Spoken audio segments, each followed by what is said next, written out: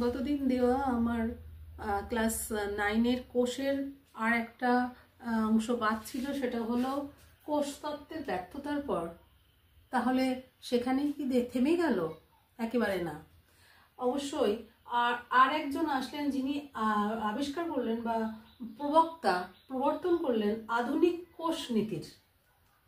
আধুনিক কোষনীতির প্রবক্তা ছিলেন রুডলফ ভিরচাও।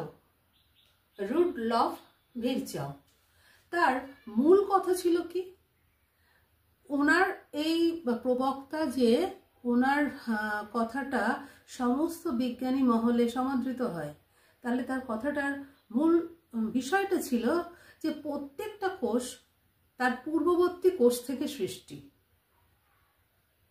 বোঝা গেল?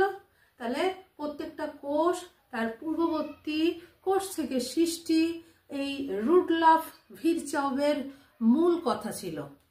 আর আজকে আমরা যে বিষয়টা নিয়ে মেনলি আলোচনা করব সেটা হলো কোষ প্রাচীর। কোষ প্রাচীরটা কি? কোষ প্রাচীর হচ্ছে উদ্ভিদ দেহে অবস্থিত এবং নিম্ন শ্রেণীর কয়েকটা জীবের দেহে অবস্থিত একটা বহিঃ কঙ্কাল টাইপের, যেটা মৃত এবং বিভিন্ন আলংকারিক গঠনের সৃষ্টি করে। তো চলো এটা নিয়ে আমরা আজকের পাঠ শুরু করি। তাহলে কোষ প্রাচীরের প্রথম প্রশ্ন, কাকে বলে কোষ প্রাচীর? ব্যাকটেরিয়া, ছত্রাক, উদ্ভিদের কোষের বাইরে যে কোষ পর্দা থাকে, সেই কোষ পর্দার বাইরে অবস্থিত মৃত, পুরু, দৃঢ়, ভেদ্য, স্থিতিস্থাপক এবং সেলুলোজ নির্মিত অংশকেই কোষ প্রাচীর বলে। তাহলে পুরোটা লেখো আরও একবার। ব্যাকটেরিয়া, ছত্রাক, উদ্ভিদ কোষের কোষ পর্দার বাইরে অবস্থিত মৃত, পুরু, ভেদ্য, স্থিতিস্থাপক, সেলুলোজ নির্মিত আবরণকেই কোষ প্রাচীর বলে। এবার কোষ প্রাচীর কাকে বলে হলো। নেক্সট আসছে গঠন, অর্থাৎ স্ট্রাকচার। কোষ প্রাচীরের প্রধানত তিনটি স্তর থাকে।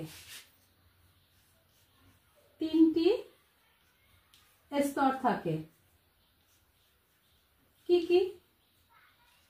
ফার্স্ট, প্রাথমিক একটা গঠন তো অবশ্যই থাকবে, সেটা হচ্ছে মধ্যচ্ছদা।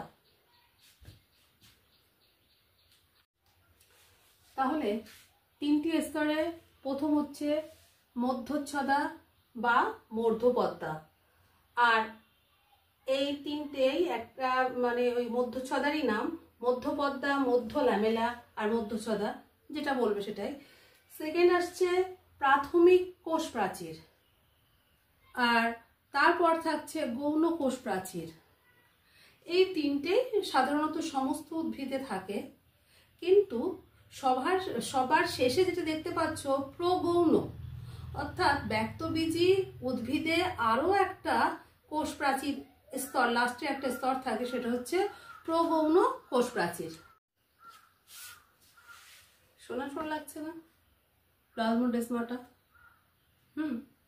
ক্লাস 8-এ আমরা এটা পড়িয়েছি। দেখো, প্লাজমোডেসমাটাটা অ্যাকচুয়াল কি? এটা হচ্ছে সাইটোপ্লাজমীয় সংযোগ। কিভাবে না, কোষ প্রাচীরের গায়ে ছিদ্র থাকে, সেই ছিদ্রের দ্বারা পাশের কোষের সঙ্গে সাইটোপ্লাজমীয় একটা সংযোগ গড়ে তোলে, সেটাকে বলা হয় প্লাজমোডেসমাটা। তাহলে যেটা বললাম